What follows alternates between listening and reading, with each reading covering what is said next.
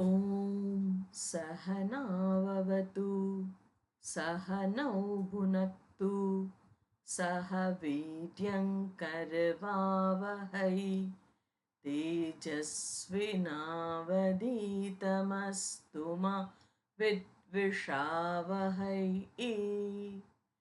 ॐ शान्ति शान्ति शान्तिः। सर्ववेदान्तसिद्धान्त गोचरं तमगोचरं गोविन्दं परमानन्दं सद्गुरुं प्रणतोऽस्म्यहम्।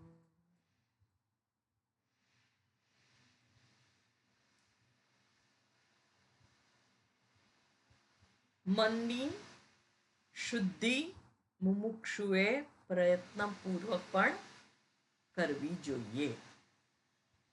એટલે મન ફાવે તે રીતે નહીં કરવાનું, મનને ગમે છે માટે નહીં, પણ જે કરવા યોગ્ય છે તે કરવાનું. અને કરવા યોગ્ય દરેક વખતે ગમતું હોય એવું નિશ્ચિત નથી હોતું. એટલે કોઈ વાર એવું પણ થાય કે મનમાં સંઘર્ષ ઉત્પન્ન થાય અને એ સંઘર્ષ જે ઉત્પન્ન થયેલા છે એના કારણે મને નથી ગમતું. દાખલા તરીકે કોઈ એક વ્યક્તિ કે જે બધાની સાથે ઝઘડે અને બહુ જ વિચિત્ર સ્વભાવવાળા, મને ના ગમે. પણ હું રસ્તે જતો હોઉં અને જોઉં કે આ ટોળું ભેગું થયું છે. હવે જઈને જોઉં તો જે પેલા ભાઈ છે એમનો દીકરો 8મા ધોરણમાં અને સાયકલ લઈને જતો હતો અને કોઈએ ટક્કર મારી અને પડી ગયો છે. એટલે ટોળું જે ભેગું થયું છે એમાંથી બૂમાબૂમ થાય છે કે ભાઈ કોઈ ઓળખે છે અને હોસ્પિટલ લઈ જાઓ. હું મારી કારમાં છું, કારમાંથી ઉતરીને જોઉં છું તો મારી પાસે કાર છે, હું ઓળખું છું એને, પણ એ ભાઈને મને એના માટે બહુ અણગમો છે. હવે એના પુત્રને મારે હોસ્પિટલ લઈ જવો કે ના લઈ જવો, કારણ કે મને ગમતું તો નથી. પણ ત્યાં આગળ મારી પાસે કોઈ વિકલ્પ નથી. ધર્મ શું કહે છે કે એની મદદ કરવી જ જોઈએ. એટલે કોઈ પણ રીતે હું એને હોસ્પિટલ લઈ જ જાઉં. આ મારું કર્તવ્ય કર્મ છે. અને આ કર્તવ્ય કર્મ જે છે એને અનુરૂપ મારે કર્મ કરવું જ જોઈએ. તેવી જ રીતે મને અહીં આગળ જે જગ્યાએ મૂકવામાં આવ્યો છે, જે મારી આસપાસના લોકો છે, ત્યાં આગળ ઘણી વાર એવું થાય કે મને ના ગમતું હોય એવું બને. પણ એવું જરૂરી નથી કે મને ના ગમતું હોય એટલે એ ધર્મ કર્મ જ હોય. એટલે મારું ગમવું અને ધર્મ એ બંને જ્યારે જુદા હોય, એ બંનેની વચ્ચે જ્યારે કોન્ફ્લિક્ટ થતા હોય ત્યારે મારે જે કરવા યોગ્ય છે એ જ કરવું જોઈએ. એટલે અહીં આગળ 183માં શ્લોકની અંદર વાત કરી કે મનની શુદ્ધિને માટે મુમુક્ષુએ પ્રયત્નપૂર્વક પણ કાર્ય કરવું જોઈએ. અને જે રીતે અશુદ્ધિ આવી ગઈ છે એ રીતે એ અશુદ્ધિને દૂર કરવાનો પ્રયત્ન કરવો જોઈએ. દુનિયાની સાથે વ્યવહાર કરતા કરતા જ અશુદ્ધિ આવી ગઈ છે, તો એ રીતે જ એને દૂર કરી શકાય. અને એ જો મન શુદ્ધ થઈ જાય તો હાથમાં રહેલા ફળની જેમ જે રીતે સ્પષ્ટ જ ફળ જણાય તેવી જ રીતે મુક્તિ પણ સ્પષ્ટ છે. અને જેને મોક્ષની કામના છે, એક આસક્ત્યા, એક ધ્યેય માત્ર મોક્ષ છે એવું જીવનનું ધ્યેય નક્કી થયેલું છે, તો એ બીજા વિષયોમાં રાગનું નિર્મૂલન કરીને સર્વ કર્મોનો ત્યાગ કરીને, સર્વ કર્મનો ત્યાગ એટલે કંઈ કરવાનું નહીં, માત્ર બેસી રહેવાનું. તો જાણવું જોઈએ કે બેસી રહેવું એ પણ એક કર્મ છે, પણ સર્વ કર્મ સંન્યસ્ય એનો ત્યાગ કરવાનો એટલે સ્થૂળ રીતે કર્મના ત્યાગની અહીંયા આગળ વાત કરવામાં આવેલી નથી. સૂક્ષ્મ બાબત છે. હું કરતો નથી, એ કર્તૃત્વનો ત્યાગ છે. એટલે અહીંયા આગળ કહે છે કે મોક્ષની આસક્તિના વિષયમાં રાગનું નિર્મૂલન એટલે વિષયોની અંદર જે મારો રાગ છે એને દૂર કરીને એકમાત્ર મોક્ષમાં નિષ્ઠા મારી બને એટલા માટે હું કર્મ કરું. એટલે કામ્ય કર્મ નહીં, બીજા કોઈ ફળની ઈચ્છાથી કર્મ નહીં, સ્વર્ગાદિની ઈચ્છાથી કે આ લોકની અંદર કોઈક એવા સુખ ઉપભોગ મળી જાય તેવી ઈચ્છાથી હું કર્મ ના કરું. પણ જે કંઈ કર્મ કરું એ કર્મ કેવી રીતે કરું? તો માત્ર ને માત્ર મારા જ મોક્ષની કામનાથી કરું. અને એના માટે અંતઃકરણ શુદ્ધિ અર્થે હું કર્મ કરું. પછી ભલે લૌકિક દ્રષ્ટિએ મેં લઘુરુદ્ર કરાવ્યો હોય કે વિષ્ણુ યાગ કરાવ્યો હોય, જે હોય તે, પણ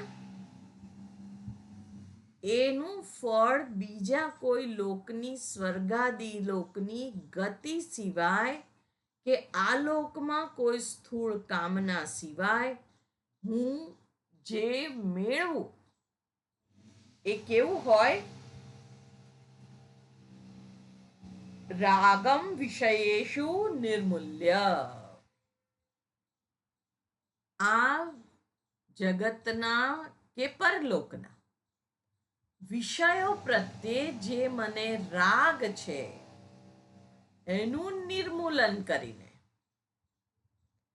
અને સંન્યસ્ય ચ સર્વ કર્મ, રાગનું નિર્મૂલન થાય એટલે સંન્યાસ સહજ છે. સંન્યાસ એટલે શું છે?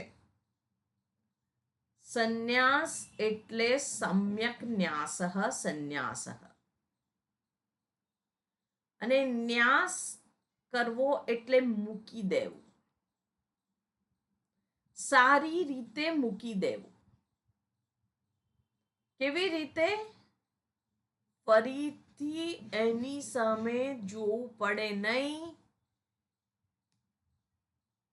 એ રીતે મૂકી દેવું. અને જોવું પડે એટલે કેવી રીતે જોવું પડે? ફરીથી એ મારો મન કે જીવ એમાં ના જાય, એને મૂકી દીધું કહેવાય. આપણે દિવાળી વખતે બધા ખોખા અને ડબ્બા અને બધું ખાલી કરી અને કમ્પાઉન્ડની બહાર મૂકી દઈએ.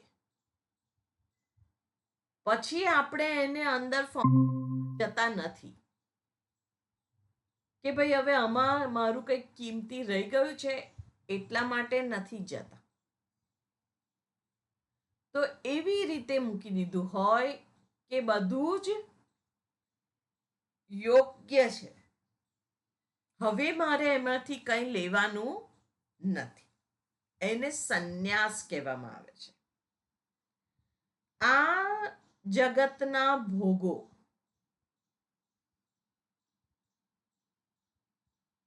સુખરૂપ જ્યારે હું કોઈ પદાર્થને ભોગવું છું કે આમાંથી મને સુખ મળશે, એને ભોગ કહેવામાં આવે છે. જ્યારે મારું જીવન ટકાવી રાખવા માટે સાધનાને અર્થે હું જે કંઈ ગ્રહણ કરું છું એને યોગ કહેવામાં આવે છે. એટલે આપણને થાય કે આ બધી વસ્તુઓ મારી પાસે છે, હું ખોરાક લઉં છું, પાણી પીવું છું, તો આ બધા ઉપભોગ છે. બરાબર છે, એનો ઉપભોગ કરીએ છીએ આપણે, પણ એમાં ભોગની ભાવના નથી. એમાંથી પ્રાપ્ત કરીને મારે કંઈક સુખી થઈ જવાની ઈચ્છા નથી. પણ જીવન યોગને સમર્પિત છે. એટલે એના માટે જે કંઈ જરૂરી હોય મારી આધ્યાત્મિક ઉન્નતિ અર્થે, એ હું લઉં જગત પાસેથી, કારણ કે બીજો કોઈ વિકલ્પ નથી. જગત પાસેથી જ મારે લેવાનું છે. આ બધી જ વસ્તુઓનું ઉત્પાદન હું ના કરી શકું. એટલે જે કંઈ હું આ જગત પાસેથી લઉં છું મારું જીવન ટકાવી રાખવા માટે, એ મારી યોગ સાધના છે. એ ભોગ બુદ્ધિ નથી એમાં. પણ ભોગ એટલે એમાંથી કામના દ્વારા સુખી થવાની ઈચ્છા, કે જેને ભોગવીને મને એમ થાય કે આ વસ્તુ મારે અનિવાર્ય છે, એના સિવાય નહીં ચાલે, તો એ મારા માટે બંધનકારી છે. અને એટલા માટે અહીંયા આગળ કહે છે કે વિષયેષુ રાગમ નિર્મૂલ્યા. રાગ નહીં. અને રાગ સિવાય જ્યારે પ્રેમથી હું ઉપભોગ કરું છું ત્યારે શાસ્ત્ર મને એની અનુમતિ આપે છે. અને એ ધર્મ છે. એટલે બીજાના સુખ, શાંતિ અને સલામતીને ધ્યાનમાં રાખીને મારા સુખ, શાંતિ અને સલામતીને કરાતી પ્રવૃત્તિ એ ધર્મ કર્મ છે. હું બીજાનું શોષણ નથી કરતો એમાં, કે નથી બીજા કોઈ માટે મને અણગમો.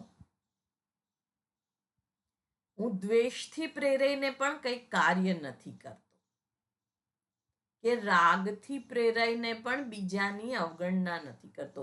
એક વ્યક્તિ માટે જ્યારે રાગ છે ત્યારે બીજા બધા માટે સહજ અવગણના થાય છે.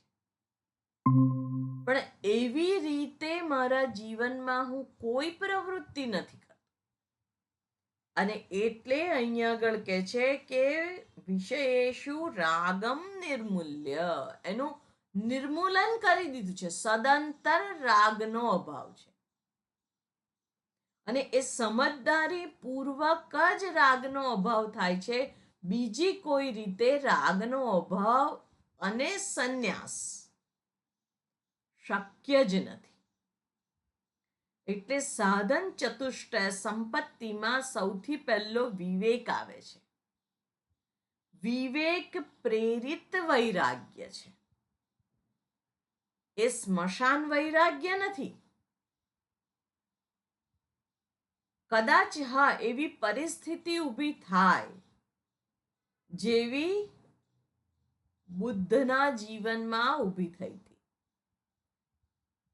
સિદ્ધાર્થ જે રાજકુમાર અને એમના પિતાને જે જ્યોતિષીઓ બધા આવ્યા અને એમણે કહ્યું કે કાં તો આ મહાન સંન્યાસી બનશે અથવા મહાન ચક્રવર્તી રાજા બનશે.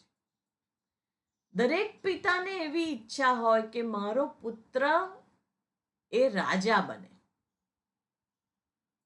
કારણ કે આ રાજપાટ એનું છે, એ પોતે રાજકુમાર છે. તો રાજપાટ છોડી અને એ સંન્યાસ ગ્રહણ કરે, હું લોકોને ભિક્ષા આપું છું અને એ ભિક્ષુક બને, એ એમને સ્વીકાર્ય નહોતું. એટલે એમણે મહેલમાં જ બધી વ્યવસ્થા ગોઠવી દીધી અને મહેલની બહાર એને જવાની અનુમતિ નથી.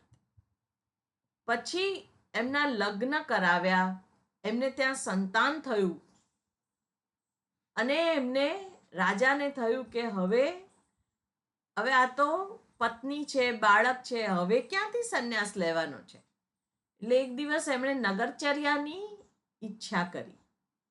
પિતાજી તો પ્રસન્ન થયા કે વાહ, બહુ સરસ, આ તો રાજાના લક્ષણ છે, નગરચર્યા કરવા તો જવું જ જોઈએ.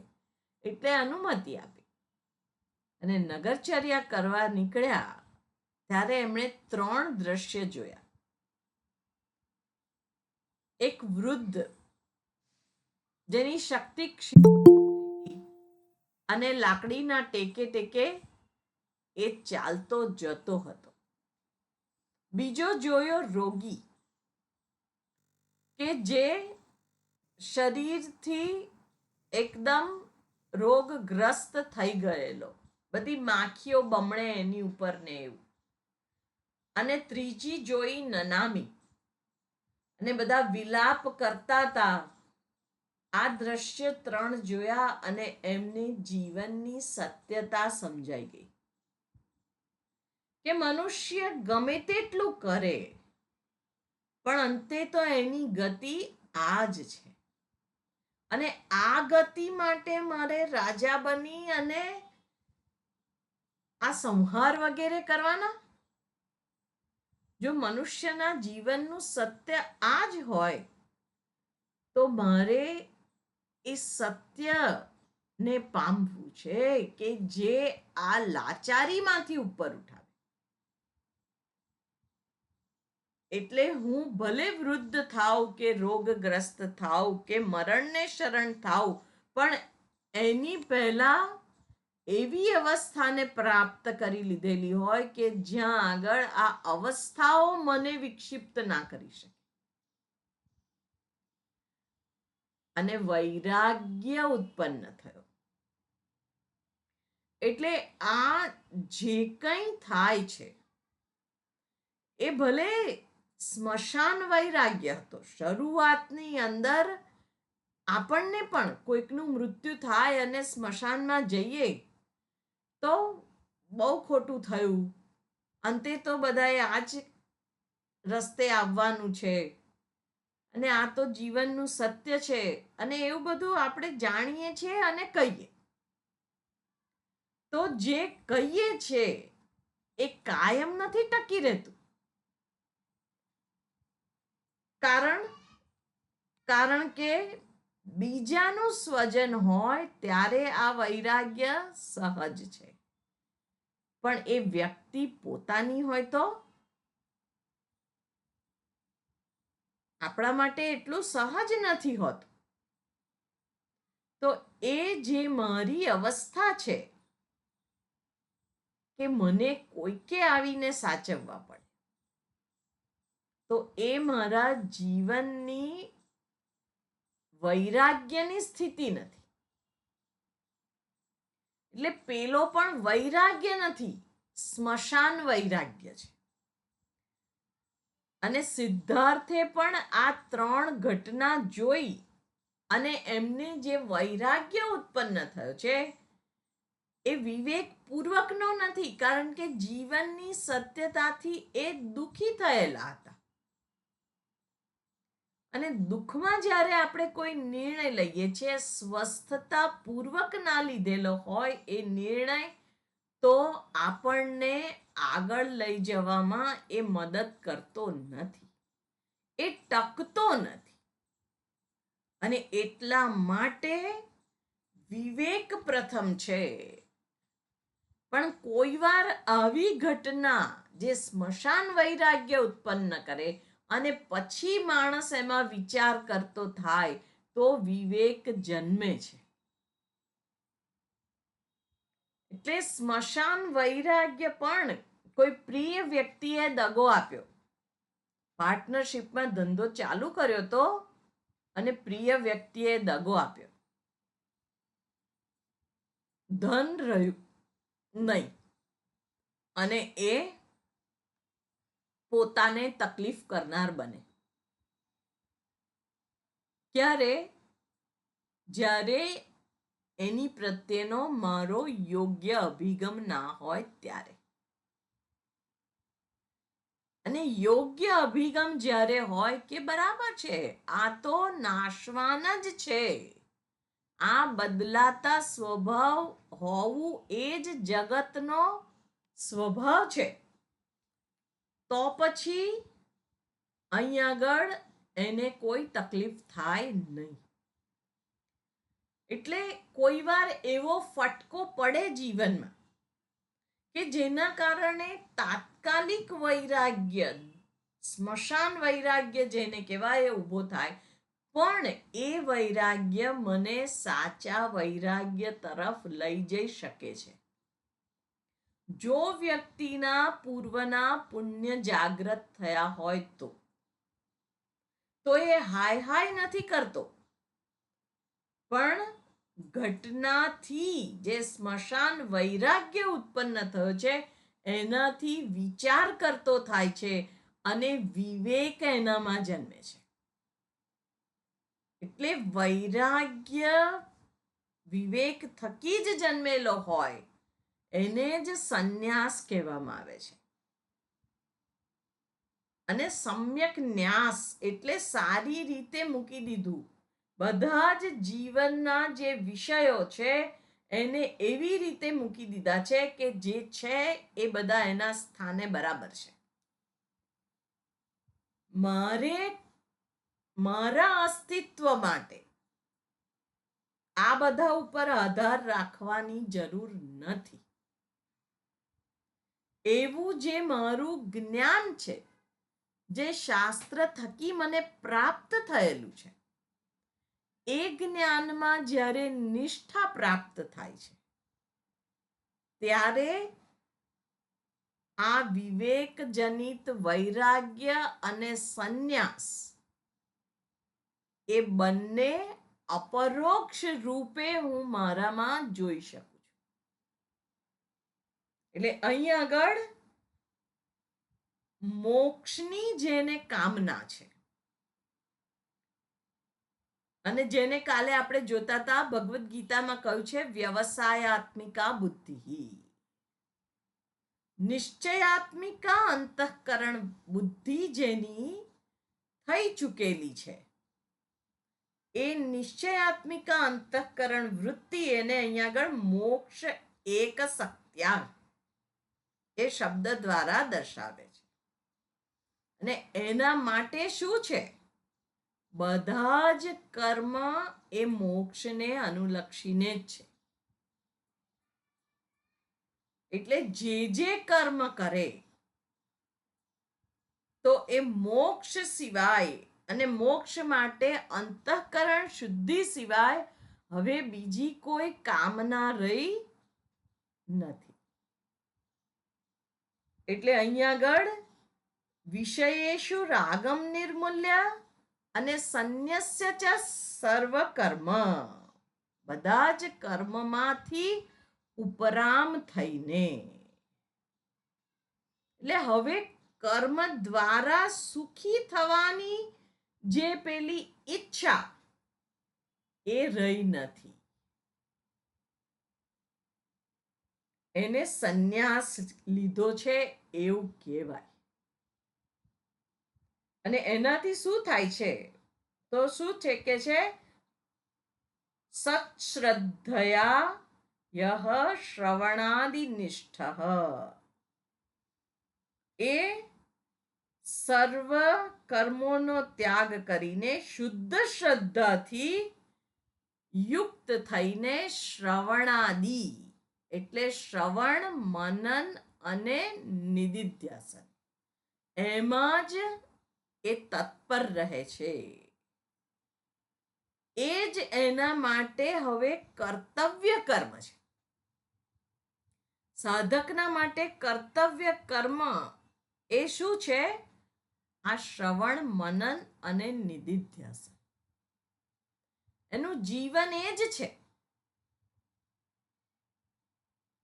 એ જે પણ કંઈ કર્મ કરે એટલે એ બીજા કર્મ નથી કરતો એવું નહીં, પણ જે કંઈ કર્મ કરે એના થકી એને સ્પષ્ટતા છે કે મારે બીજા કોઈ સુખ ઉપભોગ આ લોકના કે પરલોકના હવે પ્રાપ્તવ્ય નથી. એટલે એ સમજદારી એની થઈ ગઈ છે. અને રજઃ સ્વભાવમ સહ ધુનોતિ બુદ્ધેહે, સ્વાભાવિક છે કે સત્વનો એનામાં ઉદય થયેલો છે. આ બધું થયેલું છે એટલે સંન્યાસ, વિવેક, રાગ આ બધું એનામાંથી ચાલ્યું ગયું છે. એટલે સંન્યાસ વગેરે જે મનની સ્થિતિ છે એના કારણે શું થાય છે? એ સત્વમાં સ્થિત છે. અને સત્વમાં સ્થિત છે, સત્વ પ્રધાન છે એનું વ્યક્તિત્વ.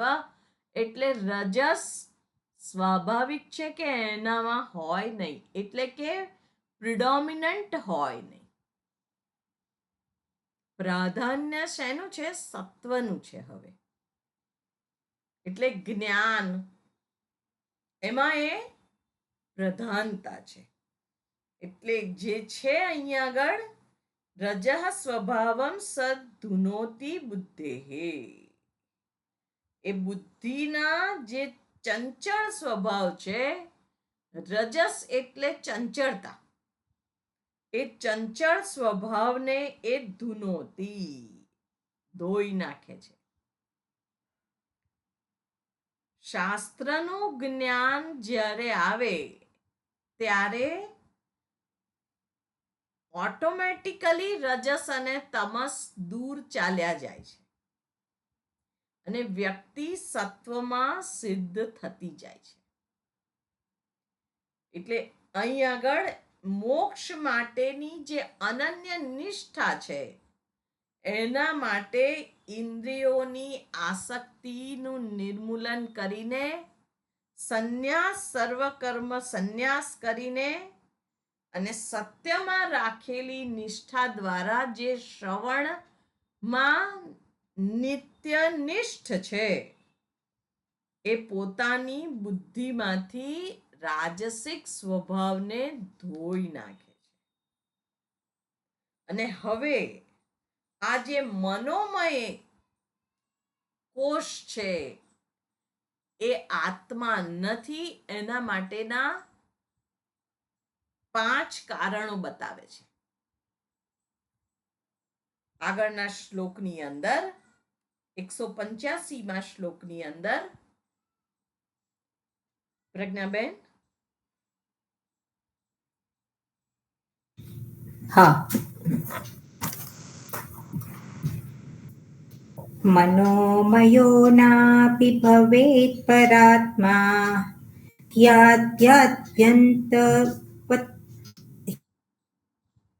ह्याद्यन्तवत्वात् परिणामि भावात् दुःखात्मकत्वात् विषयत्वहेतोः દ્રષ્ટા હિ દૃશ્યત્મતયા ન દૃષ્ટઃ. હવે હું વાંચું છું, ફરી રિપીટ કરજો. મનોમયો નાપી ભવેત પરાત્મા.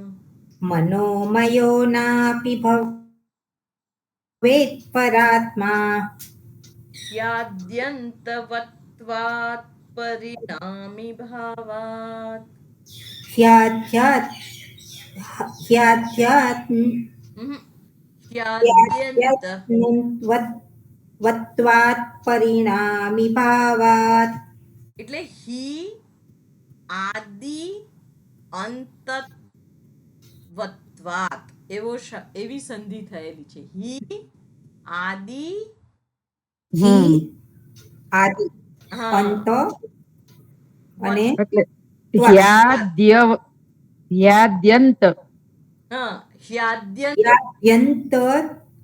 હ્યાદ્યંતવત્વાત પરિણામી ભાવાત. બરાબર. એટલે હી આદિ અંતવત્વાત. એટલે અહીંયા આગળ કહે છે હ્યાદ્યંતવત્વાત પરિણામી ભાવાત. ह्याद्यन्तवत्वात् परिणामि भावात् दुःखात्मकत्वात् विषयत्वहेतोः. दुःखात्मकत्वात् विषयत्वहेतोः द्रष्टा हि दृश्यात्मतया न दृष्टः. દ્રષ્ટા હિ દૃશ્યાત્મતયા ન દૃષ્ટઃ. એટલે મનોમયઃ ન અપી ભવેત પરાત્મા હિ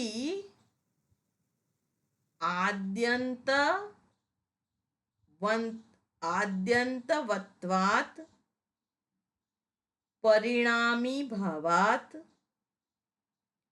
દુઃખાત્મકત્વાत् વિષયત્વહેતોઃ દ્રષ્ટા હિ દૃશ્યાત્મતયા ન દૃષ્ટઃ. મનોમય કોષ. મનોમય એટલે મનોમય કોષ. અને મનોમય કોષ એટલે શરૂઆતની અંદર દર્શાવ્યું હતું કે 5 જ્ઞાનેન્દ્રિયો અને 6ઠું મન, આ 6 મળીને મનોમય કોષ બને છે. અને કોષ એટલે આપણે જોયું છે કે કોશવત આચ્છાદકત્વાત કોષ, જે ઢાંકી દે છે એને કોષ કહેવાય. જે સર્વવ્યાપક છે એને મન ઢાંકી શકે નહીં. મન નહીં, બુદ્ધિ કે કોઈ ઇન્દ્રિય કોઈ પણ એને ના ઢાંકી શકે. પણ જાણે કે અજ્ઞાનના કારણે જે આ હું ઊભો થયેલો છું કે આ હું છું, એના કારણે એ સર્વ વ્યાપક આત્મા જાણે કે સીમિત થઈ જાય છે. એ જ એનું ઢંકાઈ જવું છે. સ્થૂળ રીતે નથી ઢંકાઈ જતો. એટલે એ જે એનું ઢંકાઈ જવું છે એને અહીંયા આગળ મનોમય કોષ કહે છે. મનના અજ્ઞાન દ્વારા આત્મા જાણે કે આટલો થઈ ગયો, સીમિત થઈ ગયો, એ જ એના અસીમ સ્વરૂપને ઢાંકવાનું છે. એટલે જેવી રીતે પરમેશ્વર જે સર્વનો આત્મા છે, જે સર્વવ્યાપક છે, એને આપણે એક મૂર્તિ જેટલો માની લઈએ તો આપણે એને સીમિત કરી દઈએ છીએ કે એ આટલો જ છે, આ મૂર્તિની બહાર એ નથી. તો અજ્ઞાન વશાત આપણે જ એને ઢાંકી દીધેલો કહેવાય. એ ઢંકાઈ જતો નથી, પણ મારી બુદ્ધિમાં એ આવરણ આવી ગયું અજ્ઞાનનું, એના કારણે હું એને આટલો માનું છું. એટલે જે આ મનોમય કોષ છે, મયટ વિકારે, મયટ પ્રત્યય બે અર્થમાં વાપરવામાં આવે છે. એક પ્રાચુર્ય અર્થમાં છે અને બીજો વિકાર અર્થમાં છે. અહીંયા વિકાર અર્થમાં છે. એટલે આ મનના જે વિકાર છે એને મનોમય કોષ કહેવાય છે. અને એ જાણે કે મારા સ્વરૂપને ઢાંકી દે છે, કારણ કે એમાં ઊભો થતો હું જ મને સાચો લાગુ છું કે આ જ હું સત્ય છે, બીજો એક પણ નહીં. એટલે એ મારા સ્વરૂપને જ ઢાંકી દીધું, એ મનોમય કોષ. અને એટલા માટે અહીંયા આગળ કહે છે કે મનોમય કોષ ન અપી ભવેત પરાત્મા, એ પણ પરમાત્મા હોઈ શકે નહીં. કેમ ના હોઈ શકે? તો કે છે હી એટલે કારણ કે આદિ અંતવત્વાત. પહેલું કારણ આપ્યું, આદિ અને અંતવાન. મનોમય કોષ કેવો છે? મનની વૃત્તિઓનો જન્મ થતો રહે છે. એક વૃત્તિ ઉઠી, એનો નાશ થયો, બીજી ઉઠી, એનો નાશ થયો, ત્રીજી ઉઠી, એનો નાશ થયો. આપણે આપણા મનમાં જોઈએ જ છીએ કે સુખાકાર વૃત્તિ ઉઠી, પાછું કંઈક એવું જોયું, દુઃખ થઈ ગયું, દુઃખાકાર વૃત્તિ. પાછું કંઈક એવું જોયું તો પ્રેમ પ્રગટ થયો, પાછું કંઈક એવું જોયું, ક્રોધ પ્રગટ થયો. એટલે પહેલી જે વૃત્તિ છે એનો નાશ ના થાય તો બીજી વૃત્તિનું ભાન થતું નથી. સુખાકાર વૃત્તિની જગ્યાએ જ્યારે ક્રોધ જન્મે છે ત્યારે આપણને ક્રોધનું ભાન થાય છે ને.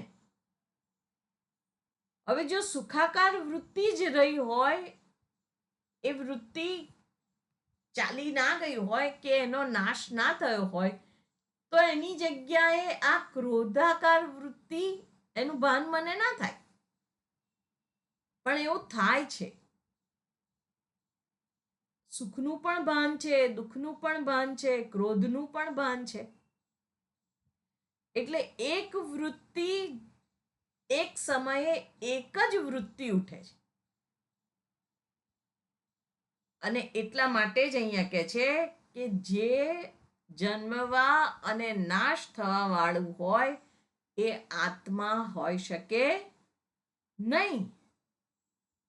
કારણ કે જે પરમાત્મા છે, આત્મા, એને અહીંયા આગળ પરાત્મા કહ્યું છે, જે પરમ તત્વ છે એનો તો કદી નાશ થતો જ નથી.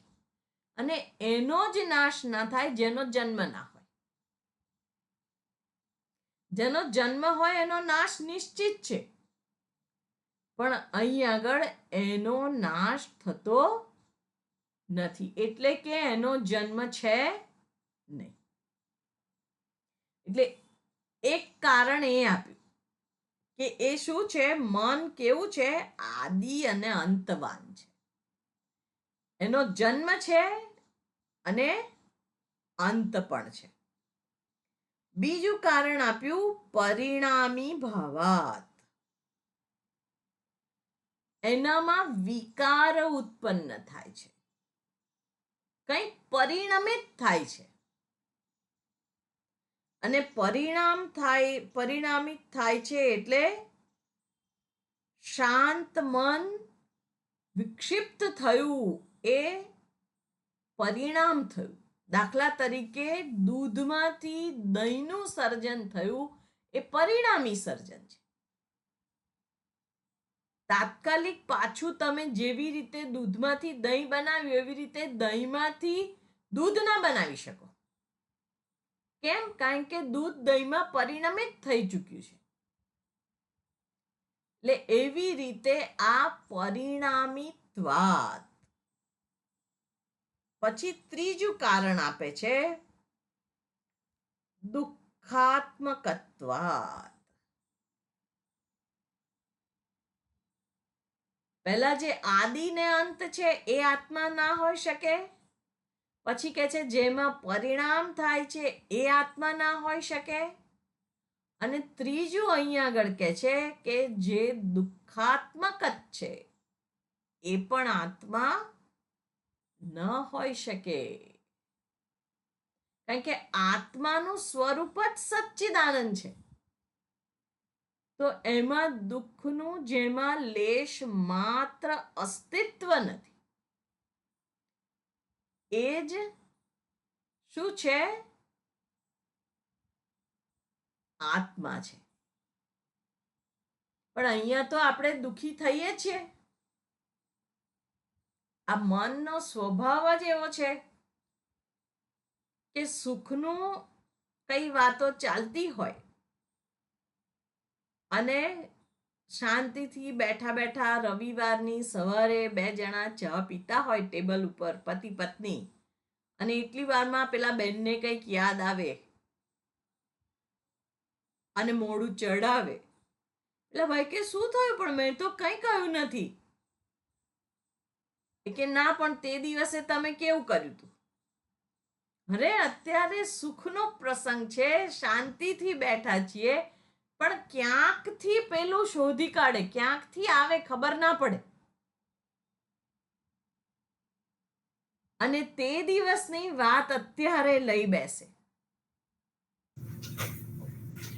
આ સ્વભાવ છે દુઃખી થવાનો. ક્યાંયથી લેવા ના જવું પડે દુઃખ. એને બાહ્ય પરિસ્થિતિ બદલાઈ નથી તો પણ દુઃખ તો જાણે કે એનામાં ઇનબિલ્ટ છે. એટલે અહીં આગળ કે છે કે દુઃખાત્મકત્વાત. ચોથું, અને વિષયત્વ હેતો હો. એ દ્રશ્ય છે, વિષય છે, જ્ઞાનનો વિષય હોવાથી એ આત્મા ના હોઈ શકે. સુખ દુઃખ ભય ચિંતા પીડા આપણને જણાય છે ને, એવી રીતે આત્મા જણાય છે. એટલે એ દ્રશ્ય હોવાના સ્વભાવ વાળો નથી. એટલે દ્રશ્ય હોવાના કારણે એ આત્મા હોઈ શકે નહીં. કારણ કે યદ દ્રષ્ટમ તદ જડમ એવો નિયમ છે. જે કંઈ દ્રશ્ય છે એ જડ છે. બધું જ આખી દુનિયામાં જે કંઈ દ્રશ્ય છે, પછી આ સ્થૂળ જગત દેખાય, મારું શરીર દેખાય, કે મારા મનના વિચારોને હું કે વૃત્તિઓને હું જોઈ શકું, એ બધું જ બદલાતા સ્વભાવ વાળું છે. એ બધું જ નાશવાન છે. એ બધું જ જડ છે. જ્યારે આત્મા દ્રશ્ય છે નહીં. શ્રી કૃષ્ણ ભગવાન પણ આપણી સામે પ્રગટ થાય તો એ પણ એક શરીરધારી છે. જ્યારે પ્રગટ થાય છે ત્યારે એ દ્રશ્ય છે. અને એટલા માટે યદ દ્રષ્ટમ તન નષ્ટમ. શરીર રૂપે તો એ દ્રષ્ટ નષ્ટ સ્વભાવ વાળા જ છે,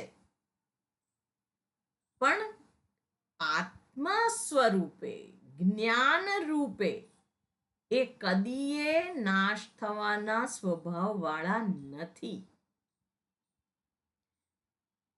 તો જ આત્મા સર્વવ્યાપક સચ્ચિત સ્વરૂપ છે એવું સિદ્ધ કરી શકાય.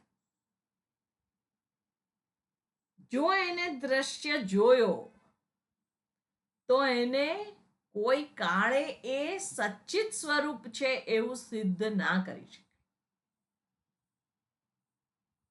એટલે અહીં આગળ કહે છે કે એ આપણા મનની વૃત્તિઓ કે મન આપણા જ્ઞાનનો વિષય છે, માટે આત્મા હોઈ શકે નહીં. અને છેલ્લું કારણ આપે છે દ્રશ્યાત્મતયા એ જ્ઞાનના વિષય સાથે તાદાત્મ્ય કરીને રહે છે, માટે એ આત્મા હોઈ શકે નહીં. મનોમય કોષની અંદર જે જ્ઞાનેન્દ્રિયો છે એના દ્વારા જ બધો ડેટા અંદર ફીડ થાય છે. અને એ મનોમય કોષની અંદર જ એની છાપ એક ઊભી થાય છે. અને એ છાપ જ્યારે ઊભી થાય છે ત્યારે સામેના પદાર્થનું મને ભાન થાય છે. એટલે અહીંયા આગળ પાંચમું કારણ આપે છે કે આ મનોમય કોષ છે તે સ્વતંત્ર નથી. જેવી રીતે આત્માને પ્રગટ થવા માટે કે એના અસ્તિત્વને હોવા માટે બીજા કોઈની આવશ્યકતા નથી, પણ આ મનને પ્રગટ થવા માટે કોઈકને કોઈક આલંબન જોઈએ છે. કોઈક વૃત્તિ હોય કે કોઈક વિષય હોય કે કોઈક પદાર્થ હોય, એના આધારે જે પ્રગટ થાય છે. આપણા મનની અંદર જે કોઈ પદાર્થ છે, દાખલા તરીકે આ મોબાઈલ છે, આ પેજમાર્ક છે, તો એ જેમ પદાર્થ બદલાય છે એ રીતે મનની વૃત્તિઓ પણ બદલાય છે. તો એના આધારે જ આ મનોમય કોષ એ પોતાનું અસ્તિત્વ ધરાવે છે. કંઈ હોય જ નહીં પદાર્થ. દાખલા તરીકે સુષુપ્તિ. સુષુપ્તિની અંદર કોઈ પદાર્થ નથી અને મન પણ ત્યાં આગળ લય પામી ગયેલું છે. એટલે જે હંમેશા કોઈને કોઈ જ્ઞેય વિષય સાથે તાદાત્મ્ય કરીને રહે છે તે મનોમય કોષ છે. અને આત્માને પોતાને પ્રગટ થવા માટે કોઈની સાથે તાદાત્મ્ય કરવાની જરૂર નથી. એટલે આ જે વસ્તુ જગત છે એમાં દ્રષ્ટા જે આત્મા છે અને એના માધ્યમથી મન કંઈ પણ વિષયને ગ્રહણ કરવા માટે સક્ષમ થાય છે. એટલે એના સિવાય આ મન જોઈ શકતું નથી. કોઈ પણ પદાર્થના આધારે જ મન જોઈ શકે છે. એટલે અહીં આગળ આ શ્લોકની સાથે મનોમય કોષનું જે વિવરણ છે